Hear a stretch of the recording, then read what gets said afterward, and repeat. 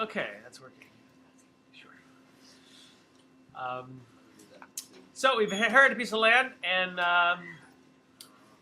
for the purposes of this assignment, our goal is just to try to turn this land into as much cash for ourselves as possible. So we're going to do a few things to try and make this land worth more. So I start by giving off a couple of parameters. So the land is 800 feet square. So you want to start by plotting out your border of your property. And then we're going to make multiple lots on this property, and each lot has a minimum of 150 feet wide by 150 feet deep. So the width means that where your street is, you need to have at least 150 feet of what we call frontage, but that's the part of your parcel that goes up against the street. And then there is a road heading up to your property that's exactly 30 feet wide on the south center of the property. So you need to plot your ingress. So that's your road that's leading to your property. And then there's a second 30-foot road that's at the northwest corner of the property. So you want to plot that as well.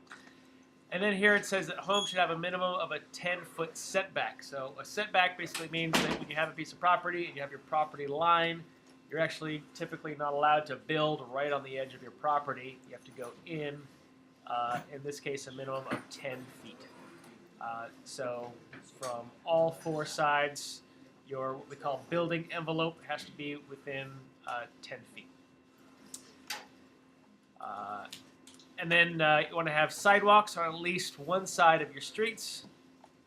And the sidewalk needs to be 4 feet wide. And then typically in the middle of your street, or at least under your street, you're going to have lines that are going to represent all your different utilities. All your utilities are going to be underground. And you can just put these in different layers with different line types.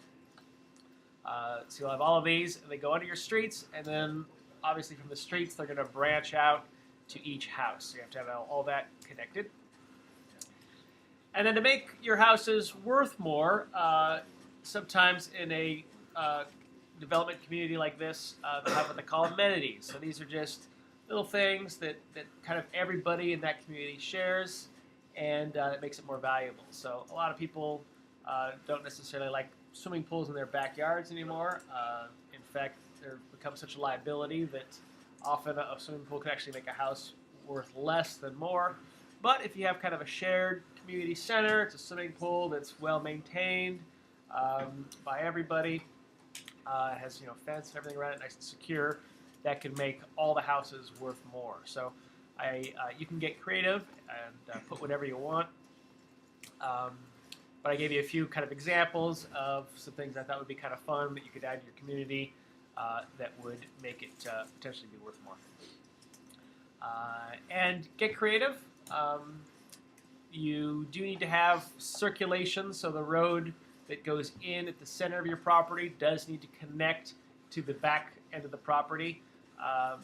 This is primarily for evacuation purposes, so if there was some kind of emergency, a forest fire, and one of those roads were on fire, they would have this alternate exit point. Other than that, get creative. On your curbs and things, you should round off all your edges, so use your fillet command and work efficiently. Use your offset when appropriate. So instead of spending a lot of time drawing a 4-foot sidewalk, just offset your street to create your sidewalk. For house designs and stuff, use your copy command. You can certainly copy and paste your houses. You can mirror them, flip them, rotate them to kind of add some variation. Yeah, you're the only limit is your lot size. So try to fit as many as you can. Use all your space wisely. If you end up with a big chunk of land that you can't access for some reason, consider maybe putting in a little cul-de-sac, which is kind of a dead-end road. or using that for some kind of amenity, a dog park or something. Okay, any questions? Okay, be creative, have fun, and we'll work on this. We don't have class tomorrow, but we do on Thursday, so we'll work on this Thursday as well. Friday. And we do have Friday. I will be here Friday, but I'll have something else for you to do on Friday. Enjoy.